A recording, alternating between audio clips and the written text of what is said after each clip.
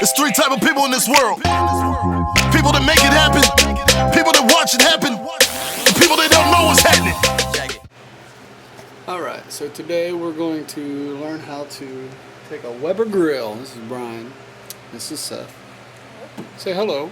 Hello. We're going to learn how to take a Weber grill. Got our Weber grill over here in the corner. And we're going to put our Brinkman temperature gauge on it. Sometimes you get these old Weber grills, and these are definitely one of my favorite grills to use. Go ahead and take the top off there, Seth. These things you can grill, you can smoke, you can barbecue. I've got mine set up right now for smoking. So I got all the coals on one side and I put my meat and my tray on the other side. Pick up the lid there. Let me see the lid. Show me the bottom of that. Look at that good black tar from all the smoking we've been doing. You don't want to clean that off. So anyways, set that lid back up on top there. I kind of did an improvised temperature gauge and it worked for a while, but that temperature gauge is broken. So I've decided I'm going to do a actual temperature gauge. So Seth's going to help me here. All right, Seth, bring that over here on the, set it down on the table. All right, so you set it down on the table here. And you know, the more I thought about this, it's a little bit probably off center, but I tried to keep it somewhere in the middle. I think is the best. If you get it over on the far side, you might not get a good reading. If you get too close to here, you're going to get some of the air turbulence causing a problem. So somewhere in around this handle in this area would be the best place for your hole. I've already got a hole there, so I'm just going to go ahead and go with it there. I think if it was really, if I could have my choice, I'd rather put it a little bit over here on the side, but we're gonna make it work. Now this says it's a Brinkman temperature gauge. It says for most gas grills. Go ahead, Seth, and open that up. This is obviously not a gas grill, it's a charcoal grill. If you're just grilling on your Weber grill, it's not really that vital to worry about the temperature. You just crank it up as hot as you can, depending on what you're doing, and you just start grilling. But if you're trying to smoke on it, which is what I love to do. Seth, smoked hot dogs? They're good. Smoked hot dogs. You want to be the king of the neighborhood. Try doing some smoked hot dogs. Just go get some good all beef hot dogs. I'll put a video up sometime about how we do that. But you basically just put your hot dogs on at about 300 degrees.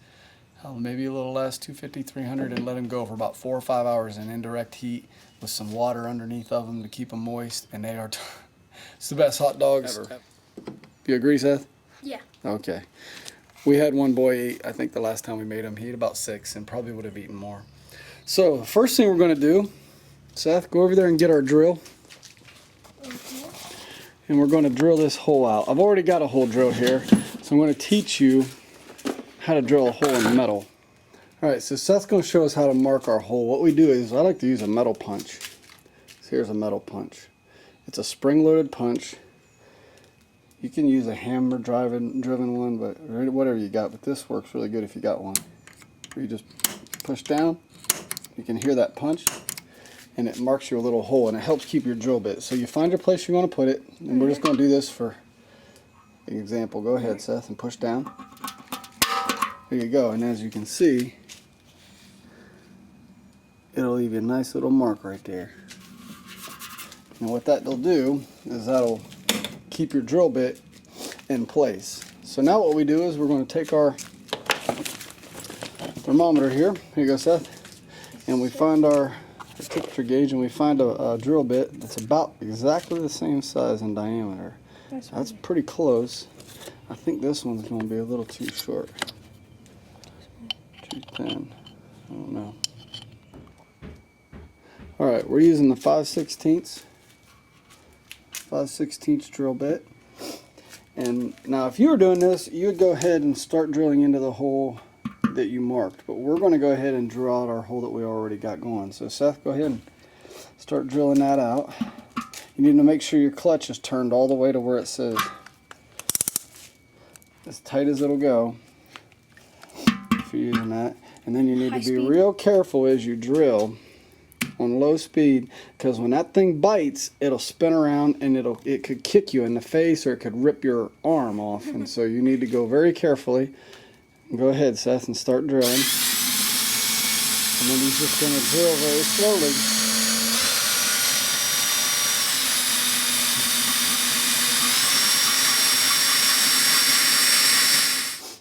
Next thing you do is you stop and have yourself a drink of cold iced coffee. That keeps you moving. Now, I took over for a second for Seth. After you drill through here like this, you'll notice that the 5/16 is going to be just a little bit tight. Now, you could go up to, say, a 3/8, but the 3/8 is going to leave you a big hole, and I don't want a big hole. I'd rather have it fit tight. So what I did was take my drill, and I started going, instead of, don't roll it, but try to keep your drill straight and just go back and forth around in a circle the same direction that your drill bit is spinning. So if the drill bit is spinning clockwise, then you ream clockwise like this until you get that hole big enough. So I'll show you real quickly. You switch to high speed,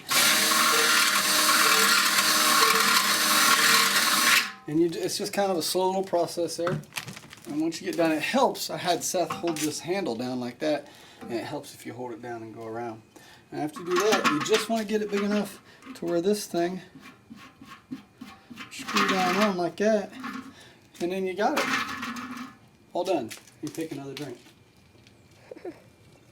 You locate the bolt that you took off the bottom.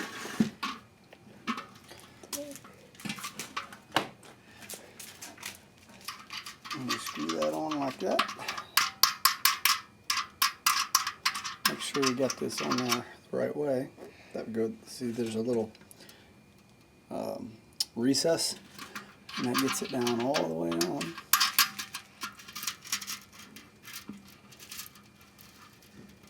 And that holds us nice and tight on there. The next thing I'll do is get my socket set. See it on my old snapper mower. This is going to be a project we're trying to work on. Somebody gave us this as our gift. So if you start fixing things and working on stuff and having projects with your kids, sooner or later you'll find out that people give you stuff because they find out that you like to work on things, and you'll get all kinds of free stuff. I have a black backpack blower there somebody gave me. I've got a weed eater, got a chainsaw, got this. There's all kinds of fun stuff. This garage is kind of a dump, but hey, it's a dump that comes, people keep giving me things. So the only problem with that you'll ever find is that sometimes your wife says, hey, why you got so much junk? The key to that is to make your junk useful. So every once in a while you need to use some of the junk that you've been given that leaves laying around to benefit your wife. If you do this, she'll be much more likely to be pleased with what you've done. See, you got your number 16. It's a 16 millimeter. Like so. Tighten that down. Now I'm going to make sure that it's turned the right direction.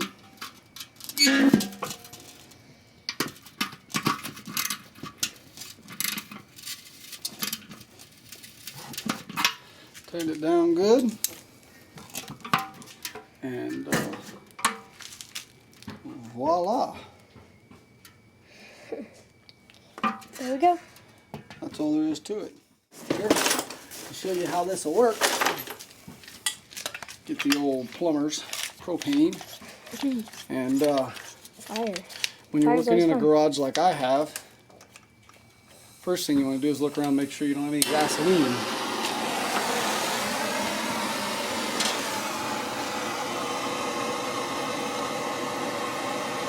There we go.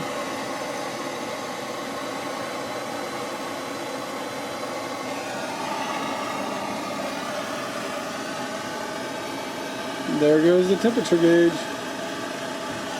And then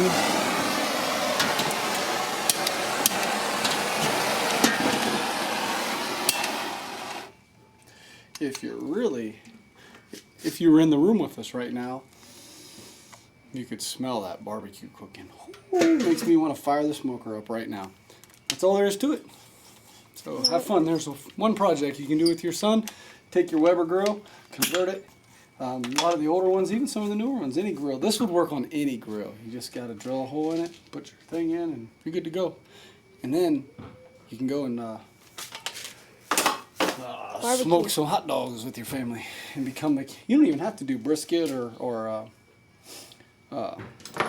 ribs or anything fancy like that. You just do hot dogs, and I guarantee you, the people in your neighborhood, including your family, will be blessed. So, blessed and impressed. Have fun, mess up your garage, and enjoy the day with your kids.